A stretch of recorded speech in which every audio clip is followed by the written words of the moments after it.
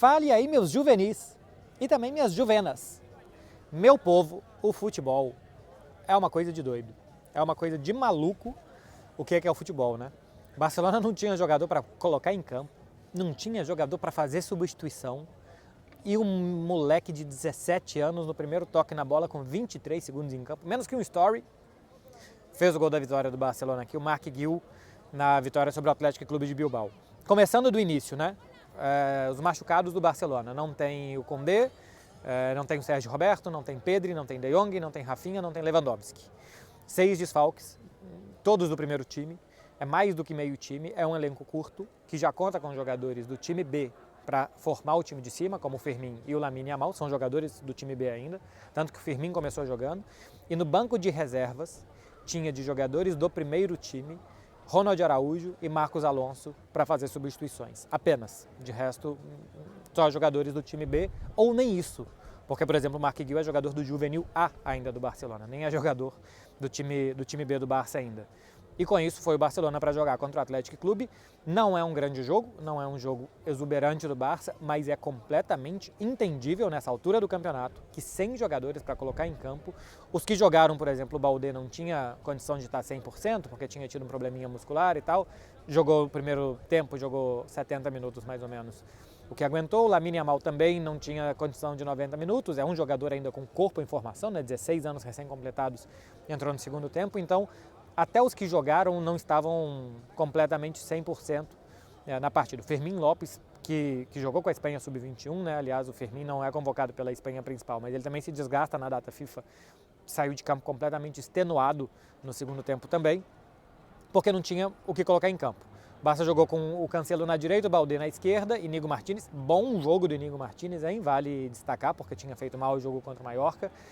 E o Christensen, Oriol Romeu, esse sim, bastante abaixo, Gundogan e depois basicamente 4 atacantes, né? Jogou o Ferran pela direita, o Félix pela esquerda, ótimo jogo do João Félix, aliás, muito bem, especialmente no segundo tempo, Fermín e Gavi por dentro. Eu entendo qual que era a intenção dos dois técnicos, eu acho. A intenção do Ernesto Valverde era não pressionar o Barcelona lá na área do Barça, mas sim fazer com que o Barcelona tivesse uma posse de bola infrutífera no meio, porque quando você vai pressionar lá em cima, você vai morder para roubar e para agredir. Quando você faz uma meia pressão, né, quando você fica mais ou menos como o Atlético Clube se posicionou, entre a intermediária do Barça e um pouco à frente da sua intermediária, você quer que o adversário toque a bola só entre os seus zagueiros e que você tenha uma boa chance de se defender ainda quando essa bola for lançada nas costas da sua defesa. Quando você sobe para marcar lá na área do adversário, quando você vai abafar e pressionar pra caramba, você deixa muito espaço entre a sua defesa e o seu goleiro. Então o Atlético não queria deixar isso e ao mesmo tempo queria que o Barcelona tocasse a bola de forma inútil, que nada acontecesse. Impediu o Barça de jogar pelos lados, a saída de bola com os laterais foi muito difícil, porque se você impedia de jogar pelos lados, você tinha que jogar por dentro. E por dentro, você erra, se você errar, é muito mais fatal, né? Se você erra pela lateral, ou a bola está longe do gol, ou ela sai pela linha lateral e não acontece nada. Quando erra por dentro, ela está numa faixa muito perigosa do campo. Essa era a armadilha montada pelo Ernesto Valverde, que o Barcelona quase caiu no primeiro tempo, porque não conseguia sair bem. Quando conseguia sair, como tinha Gavi e Fermín por dentro, e eles faziam muito o que a gente chama de movimentos de desmarque, né? Aquelas arrancadas, os facões e tal, para puxar a marcação e para abrir espaço do outro lado. Assim deu espaço para Baldé algumas vezes pela esquerda, para ou Cancelo ou o Ferran Torres pela direita. Assim o Barcelona conseguiu criar alguma coisinha, aquele chute do João Félix na trave, teve depois uma do Fermín também num cruzamento que veio pela esquerda do Baldé, mas termina bem melhor o primeiro tempo o Atlético, porque forçava os erros do Barcelona, ou porque do lado estava muito apertadinho e roubava a bola ali, ou por dentro. E o Barcelona contou com o Oriol Romeu, que errava muito e muito lento também para voltar, para perseguir os jogadores rápidos do Atlético. Então o Atlético se aproveitou bem disso. Segundo tempo começa um pouco melhor o Barcelona, sai jogando melhor. Eu acho que normalmente o Barcelona volta melhor para o segundo tempo. Quer dizer que o Xavi vê bem o que acontece, consegue passar para os jogadores, mas quer dizer que ele também não consegue arrumar ainda no primeiro tempo com a bola rolando. Normalmente eu sinto que o time volta melhor para a segunda etapa dos jogos.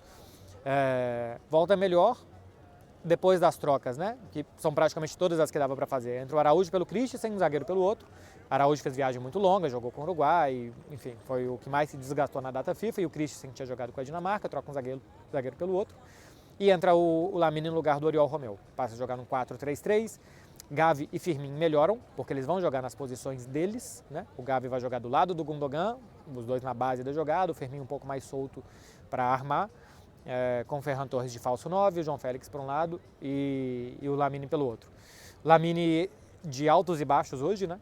Teve uma chance boa de gol, teve alguns bons dribles, algumas boas jogadas segurando a bola, mas também perdeu algumas posses de bola por forçar demais, por tentar decidir demais.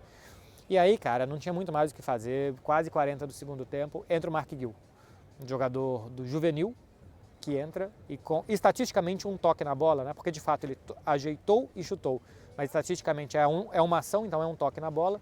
Com um toque na bola ele faz o gol da vitória do Barcelona, no final ele estava emocionadíssimo, chorou pra caramba, com toda a justiça do universo e garantiu essa vitória para o Barça. Foi melhorando o Barcelona com o jogo, não dava para exigir muito mais do time, dá para entender o que tentou fazer e conseguiu o Ernesto Valverde, porque ele tem seus méritos, e dá para entender também que o Barcelona não tinha muito como sair disso. Eu até acho que colocar o Ferran ou o João Félix por dentro, abrir o Gavi ou o Firmino por um dos dois lados e ter um pouco mais de jogo por dentro, não pelos lados, poderia ser uma alternativa para sair dessa arapuca do Atlético, não foi o que o Xavi tentou. Então, como não tinha muito mais o que fazer, era o que dava, não tinha jogadores, não dá para fazer omelete se você não tem ovo, então foi o que deu para fazer. E assim vai ser contra o Shakhtar, porque o Barcelona contra o Shakhtar não tem o Gavi e ninguém deve voltar. Quem sabe o Rafinha, o Pedri, algum minutinho, mas não estão ainda treinando os treinos completos, então é provável que não voltem. E contra o Real Madrid, o Xavi disse que espera que o Lewandowski talvez possa estar de volta. Vamos ver.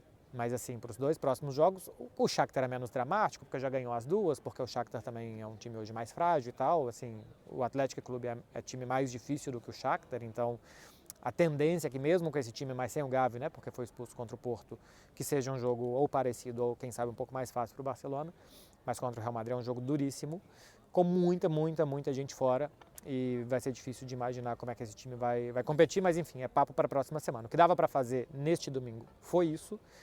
É uma loucura o futebol, a gente está contando a novela do Lamine Yamal, que o jogador, que é isso, que aqui é um fenômeno. Tem um golzinho até aqui na temporada, o que é ok, não é crítica, é ok, mas entra um outro e com 20 segundos faz um gol. É uma barbaridade. Eu não sou desses que gosta de falar, é histórico e tal, porque no final das contas, não vão colocar uma placa nesse estádio, não vão colocar nos livros do Barcelona, ninguém vai contar para os netos. Sei que o Mark Guiu, que aliás dizem que realmente é um muito bom atacante, é da Espanha Sub-17 e tal, que ele faça realmente história algum dia. Mas senão é um caso mais anedótico, né, do que histórico. Eu não gosto muito de tudo que acontece pela primeira vez, o que de fato é histórico, que se fale que é histórico.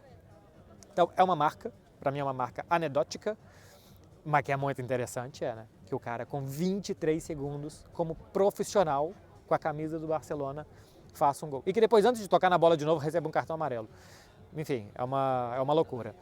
Veremos, meu povo, o que a gente vai ter nessa semana. Já passei para o pessoal que assina lá a minha lista no Instagram, a agenda do canal essa semana. Amanhã tem Café com Beckler, principalmente Campeonato Espanhol, que foi o que eu mais assisti essa semana, por agenda só. Não foi porque me interessei mais essa semana do que outras, mas foram bons jogos que eu assisti, do Real Madrid, do Atlético de Madrid, do Girona, do Super Girona mais uma vez, e assisti Arsenal e Chelsea também. E vou assistir alguma coisa de Atlético e Cruzeiro, que já acabou, mas para ver o que aconteceu nesse jogo, porque me surpreendeu bastante, que o Cruzeiro tenha conseguido vencer e aparentemente venceu e jogou, né, contra o Atlético. Enfim, vou falar alguma coisa disso também. Quarta-feira o pós do jogo do Barça, terça-feira o pós do principal jogo da terça-feira, que eu ainda não sei qual que eu vou assistir. Sexta-feira respondo perguntas, sábado de manhã, agora eu estou na dúvida e talvez eu peça a ajuda de vocês durante a semana lá no canal. Se eu respondo as perguntas na quinta e uma prévia de Barça Madrid na sexta, ou se eu respondo as perguntas na sexta e uma prévia no sábado. Eu acho que faz mais sentido eu responder as perguntas na quinta e na sexta eu fazer a prévia, porque de fato o jogo é sábado às 11 da manhã, senão vocês nem vão pegar a prévia, a análise, essas coisas. Então faz mais sentido que eu troque essa semana. Acho que vai ser isso. Tá falado? Então vocês fazem o favor de se inscrever aqui, curte o vídeo, me ajuda com isso aqui, que a semana tá cheia de conteúdo para vocês. Beijo, gente. Valeu, hein? Até a próxima.